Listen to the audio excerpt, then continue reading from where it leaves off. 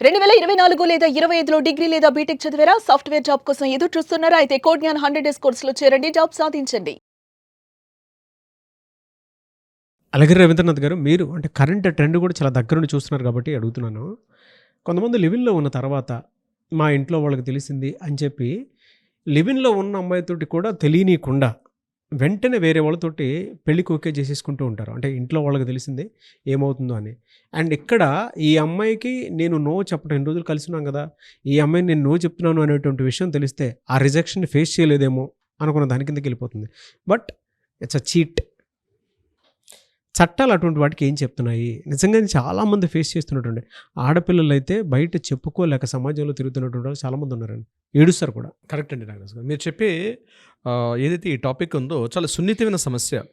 చాలామంది అమ్మాయిలు బయటికి చెప్పుకోలేక, తన పేరెంట్స్‌తో షేర్ చేసుకోలేక, ఫ్రెండ్స్‌తో చెప్పుకుంటూ లోపల లోపల కుమిలిపోతున్నటువంటి మహిళలు చాలామంది ఉంటారు. లివ్ ఇన్ రిలేషన్‌షిప్‌లో ఉంటారు. కాలేజీ కావచ్చు, లేకపోతే జాబ్ వర్క్ ప్లేస్‌లో కావచ్చు. ఏదో ఒక దగ్గరగా ఒక సాన్నిధ్యం ఏర్పడిన తర్వాత ఆయనతో పాటు లవ్ అనేటువంటి ఒక ట్రాక్‌లోకి వెళ్తారు. పెళ్లి చేసుకోలేదు గానీ, వారిద్దరి మధ్య ఒక సంఘీభావం ఉంది. భార్యాభర్తలుగా మేము మ్యారేజ్ చేసుకుంటాం. అతను పోస్ట్‌పోన్ చేస్తుంటాడు. మ్యారేజ్ ఫ్యూచర్‌లో చేసుకుంటాం కదా అన్నటువంటి ఒక కాన్సెప్ట్ తోటి వాళ్ళిద్దరూ కూడా లివ్ ఇన్ టుగెదర్‌తో కలిసి ఉంటారు. ఎందుకంటే ఉద్యోగరీత్యా ఇప్పుడు హైదరాబాద్ లాంటి టౌన్స్‌కి మైగ్రేట్ అయిపోతారు. పట్టణాలు, పల్లెల్లో ఉన్న చాలామంది అమ్మాయిలు కూడా. ఇక్కడ హాస్టల్స్‌లో ఉండడం, లేకపోతే వేరే పీజీ అకామిడేషన్‌లో ఉండడం ఉంటూ కూడా, ఒక అబ్బాయితో కాస్త సన్నిహితంగా ఉంటూ కూడా, వాళ్ళు ఫ్యూచర్‌లో మ్యారేజ్ చేసుకుంటాం కదా అన్నటువంటి కాన్సెప్ట్‌తో ఒక అబ్బాయికి దగ్గరగా చేరుకవుతారు. ఫ్రెండ్ సర్కిల్‌లో కానీ, చుట్టుపక్కల అన్ని అందరికి కూడా వీళ్ళు పెళ్లి చేసుకుంటారు, భార్యాభర్తలే అన్నటువంటి ఒక కాన్సెప్ట్లో కూడా వీళ్ళు చాలామంది అవుతారు.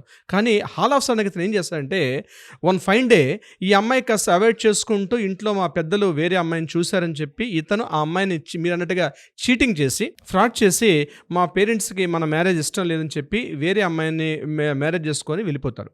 అటువంటి సందర్భంలో ఈ అమ్మాయి ఎవరికి చెప్పుకోలేక తనలే తమను కుమిలిపోతూ, అరే చట్ట ప్రకారంగా నాకు ఏమైనా లీగల్ రెమెడీస్ ఉన్నాయా, ఎందుకంటే నేను పెళ్లి చేసుకోలేదు కాబట్టి నాకు ఎటువంటి చట్టపరంగా రక్షణ లేదని చెప్పి చాలామంది బాధపడుతుంటారు. నేను ఒకటే ఈ వీడియో ద్వారా సూటిగా చెప్పగలుగుతున్నాను ఏంటంటే, గుర్తుపెట్టుకోండి, ఇలాంటి బాధలు పడుతున్న వాళ్ళు, అంటే బయటికి చెప్పుకోలేక ఒక 1-2 ఇయర్స్ పాటు లివ్ ఇన్ రిలేషన్షిప్లో ఉంటూ కూడా హాల్ ఆఫ్ సడన్‌గా అతను హ్యాండ్ ఇచ్చేసి అతను అబ్స్కాండ్ అయిపోతాడు. అక్కడి నుంచి అబ్స్కాండ్ అనే పదం కూడా కాకపోవచ్చు, తెలుసు నేను వేరే అమ్మాయిని మ్యారేజ్ చేసుకుని చెప్పి వెళ్ళిపోతాడు. మరి ఆ అమ్మాయి కుమిలిపోతూ బాధపడుతూ ఉండిపోవడమేనా? ఈ 80s సినిమాలోనో 70s ఉన్నట్టు ఇప్పుడు కూడా అలానే జరగాలా? కాదండి. చట్ట ప్రకారంగా కూడా అతనిపై మీరు చర్యలు తీసుకునే అవకాశం ఉంది. 100% అతనిపై మనం చర్యలు తీసుకోవచ్చు. ఏ రకమైన చర్యలు అంటే, గుర్తుపెట్టుకోండి, లివ్ ఇన్ రిలేషన్షిప్ అన్నది ఈరోజు మన భారతదేశంలో అధికారికంగా చట్టం లేకపోయినప్పటికీ కూడా కొన్ని రాష్ట్రాలు అమల్లో ఉంది. హిమాచల్ ప్రదేశాల్లో ఇప్పటికి కూడా హిమాచల్ ప్రదేశ్ లాంటి రాష్ట్రాలు చేశారు. కానీ చట్టం లేనప్పటికీ కూడా అందులో ఉన్నటువంటి వ్యక్తులకి రక్షణ కల్పించడం జరుగుతుంది. ఒకటి గుర్తుపెట్టుకోండి, ఫస్ట్ మీకు డొమెస్టిక్ వైలెన్స్ మీకు కూడా అప్లికబుల్ అవుతుంది. చాలామంది డీవీసీ యాక్ట్, గృహహింస అన్నది కేవలం మ్యారేజ్ చేసుకున్నటువంటి అమ్మాయిలకు మాత్రమే వర్తిస్తుంది అనుకోవడం తప్పు. డొమెస్టిక్ వైలెన్స్ అన్నది లివ్ ఇన్ రిలేషన్షిప్లో ఉన్నటువంటి వ్యక్తులకు కూడా గృహహింస అన్నది తప్పనిసరిగా అప్లికబుల్ అవుతుంది. డీవీసీ యాక్ట్ అంటాం మనం దీనిలో. ఈ చట్టం ప్రకారం అతనిపై మీరు గృహహింస అంటే శారీరకంగా, మానసికంగా, ఆర్థిక పరంగా, సామాజికంగా మిమ్మల్ని హింసిస్తే, మీరు ఇప్పుడు ఈ సంఘటన ఎవిడెన్స్ ఎలా కలెక్ట్ చేయాలి సార్ మరి? చెప్తాను నాగరాజు గారు. ఎవిడెన్సెస్ కూడా ఎలా కలెక్ట్ చేసుకోవాలి? సామాజికంగా కలిసి ఉన్నటువంటి ఫొటోస్, కలిసి ఉన్నటువంటి వీడియో ఇమేజెస్, చుట్టుపక్కల ఉన్నటువంటి ఫ్రెండ్స్తో ఉన్నటువంటి సాన్నిధ్యంతో ఉన్నటువంటి ఫ్రెండ్స్ ఇచ్చిన ఎవిడెన్సెస్, ఇవన్నీ కూడా ఒక ఎవిడెన్స్, ఒక డాక్యుమెంటరీ ఎవిడెన్స్ మనం కలెక్ట్ చేసుకొని కోర్టు ముందు ప్రూవ్ చేయగలిగితే డొమెస్టిక్ వైలెన్స్ అనేది ఇక్కడ కూడా అప్లై అవుతుంది. లివ్ ఇన్ రిలేషన్షిప్ ఉన్న వ్యక్తులకు కూడా పెళ్లి చేసుకున్నటువంటి వైఫ్కి ఎన్ని రకాల హక్కులు ఉంటాయో, లివ్ ఇన్ రిలేషన్షిప్లో ఉన్నటువంటి అమ్మాయికి కూడా అన్ని హక్కులు ఉన్నాయి. గుర్తుపెట్టుకోవాలి.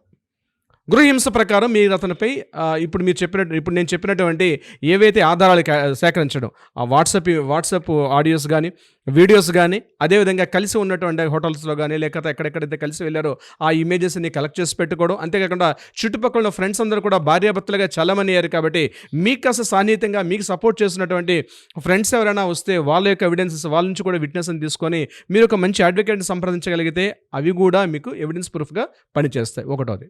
నెంబర్ 2, మరొకటి ఏంటంటే అతని పైన మీరు చీటింగ్ కేసు పెట్టే అవకాశం కూడా ఉంటుంది. పెళ్లి చేసుకుంటాను అని చెప్పి మోసగించి మిమ్మల్ని పెళ్లి చేసుకోకుండా వెళ్ళిపోయాడు కాబట్టి చీటింగ్ 420 కేసు పెట్టే అవకాశం కూడా ఉంటుంది. కొన్ని సందర్భాల్లో పెళ్లి చేసుకుంటారన్న మాట ఇచ్చి మీ దగ్గర నుంచి ఏదైనా ఆర్థిక పరంగా ఫినాన్షియల్గా ఒక 5 లక్షలు 10 లక్షలు ఎంత అమౌంట్ తీసుకొని, నా దగ్గర కూడా చాలా కేసులు వస్తుంటాయి ఈ మధ్య చూస్తున్నాను. అంటే పెళ్లి చేసుకుంటా అని చెప్పి కారు కొంటున్నా కొంత ఈఎంఐలు సపోర్ట్ చేయమని చెప్పి కొంత డౌన్ పేమెంట్ చేయించుకోవడం, ఆ పేరెంట్స్తో మాట్లాడితే అంటే అమ్మాయి యొక్క పేరెంట్స్తో మాట్లాడి కొంత సపోర్ట్ చేయడం, అంటే అతనికి కొంత ఫైనాన్షియల్ సపోర్ట్ చేసి వన్ ఫైన్ డే హ్యాండ్ ఇచ్చేసి వెళ్ళిపోతే అది కూడా చీటింగ్ కిందకు వస్తుంది. ఎస్పెషల్లీ ఈ ఎవిడెన్సెస్ అన్నీ కూడా గ్యాదర్ చేసి పెట్టుకోవాలి. తన అకౌంట్ నుంచి ఏ అకౌంట్లో అమౌంట్ ట్రాన్స్ఫర్ అయింది, ఎలా ట్రాన్స్ఫర్ అయింది, ఈ స్టేట్మెంట్స్ అన్నీ కూడా మీకు ఎవిడెన్స్ కేటగిరీ కింద ఇవన్నీ కూడా యూజ్ అవుతుంది. మరొకటి మెయింటెనెన్స్. ఎగ్జాక్ట్లీ అతను కానీ పెళ్లి చేసుకున్నట్టయితే, అతను పెళ్లి చేసుకుంటే అయితే మీరు కూడా లివ్ ఇన్ రిలేషన్షిప్ ఉన్నారు కాబట్టి అతని దగ్గర నుంచి మీకు జాబ్ లేకపోయింది, మీకు సరైన ఫుడ్, షెల్టర్, క్లాత్ ఇట్లాంటి ప్రైమరీ నీడ్స్ మీరు ఇబ్బంది పడుతూ ఉంటే అతని నుంచి మీరు మెయింటెనెన్స్ అడిగే హక్కు కూడా ఉంది. ఇది వెరీ ఇంపార్టెంట్. చాలా మందికి తెలియని విషయం. మెయింటెనెన్స్ అడగొచ్చా? అవునండి. లివ్ ఇన్ రిలేషన్షిప్లో ఉండి మిమ్మల్ని హ్యాండ్ ఇచ్చి మిమ్మల్ని అతను చీటింగ్ చేసి వెళ్ళిపోతే అతని పైన మీరు మెయింటెనెన్స్ కేసు ఫైల్ చేసుకునే హక్కు కూడా ఉంది. ఇది చాలా ఇంపార్టెంట్. మరొకటి వీటన్నిటికన్నా ముఖ్యంగా ఏంటంటే మీతో సాన్నిహిత్యంగా దగ్గరగా ఉన్నటువంటి ఏదైతే ఎవిడెన్సెస్ కానీ మీరు గ్యాదర్ చేసుకోగలిగితే అవన్నీ కూడా మీరు కోర్టుకి కానీ సబ్మిట్ చేయగలిగితే వాళ్ళు పెళ్లి చేసుకున్నటువంటి ఏదైతే మ్యారేజ్ చేసుకున్నారో ఆ మ్యారేజ్ను కూడా రద్దుపరిచే హక్కు కూడా మీకుంది. దాన్ని అనల్మెంట్ మ్యారేజ్ అంటారు. అంటే అతను వేరే అమ్మాయిని పెళ్లి చేసుకుంటే ఆ ఎవిడెన్స్ మీరు కోర్టులో చేస్తే అతను చేసుకున్నటువంటి మ్యారేజ్ని కూడా రద్దుపరుచుకునే హక్కు కూడా మీకుంది.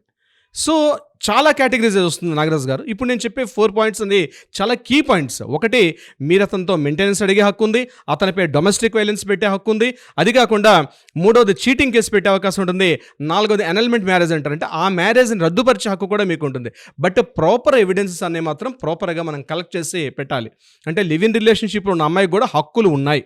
మారుతున్నటువంటి కాల పరిస్థితుల ప్రకారం మన చట్టాల్లో కూడా చిన్న చిన్న మార్పులు వస్తున్నాయి. అందులో లివ్ ఇన్ రిలేషన్షిప్ కూడా ఒకటి.